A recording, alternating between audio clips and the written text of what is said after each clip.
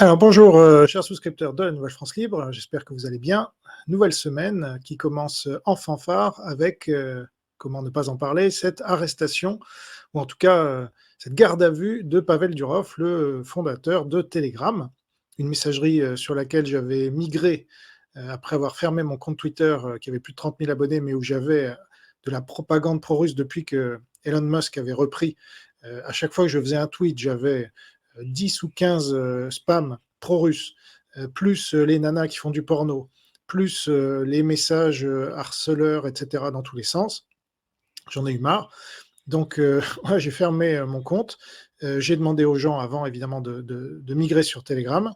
Et donc, je découvre, bon, je savais un peu, mais Telegram donc aurait des liens avec la Russie assez forts, malgré les apparences, puisque Pavel Durov, on va le voir, avait pris la nationalité française, avait fait un doigt d'honneur soi-disant à Poutine, il était très indépendant depuis, etc.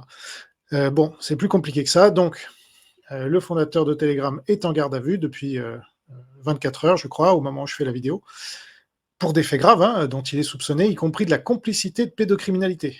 Et il risquerait 20 ans de prison apparemment. Alors, pour une fois que la justice agit notamment contre la pédocriminalité, on ne va pas cacher notre joie, mais comme on le verra, vous avez tout un tas de gens qui se disent contre la pédocriminalité, mais qui n'ont pas parlé de mon livre La véritable affaire Matzneff, dans lequel je révèle 640 noms de personnalités proches du pédocriminel, et qui hurlent à la censure à cause de cette garde à vue. Donc pas de cohérence comme d'habitude, hein, les Aberkan et compagnie, on connaît bien. Bref, et donc, alors, la France, c'est assez spécial, là, parce que moi, je lutte depuis 20 ans pour la liberté d'expression, mais ça, c'est en temps de paix. Quand on est en temps de guerre, la censure peut, voire doit s'imposer contre l'ennemi.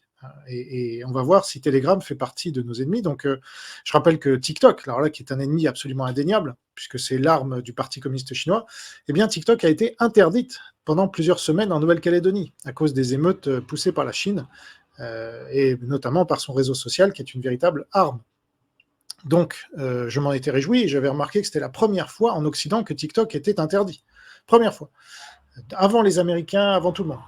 Et donc, je vous renvoie ma vidéo sur le rapport qui vient de sortir sur l'ingérence du Parti communiste chinois en Nouvelle-Calédonie, qui en parle et que j'ai intégralement traduit et lu.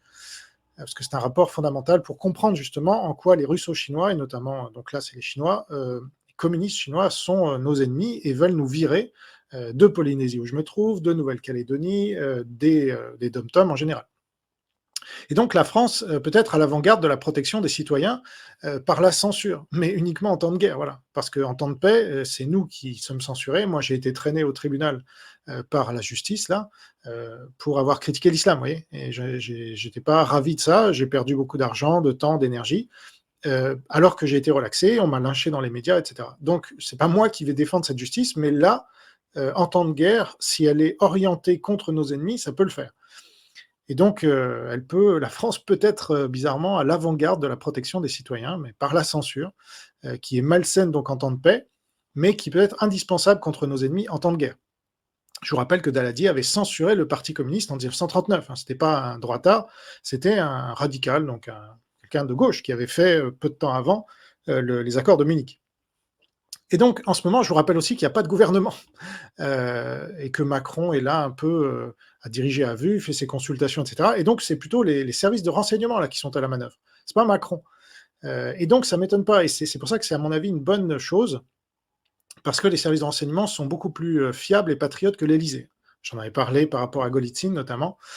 J'y reviens pas. Donc, à mon avis, Macron a été mis devant le fait accompli et il peut que commenter ce qui arrive. Donc, on verra dans le détail dans cette vidéo. Alors, c'est parti.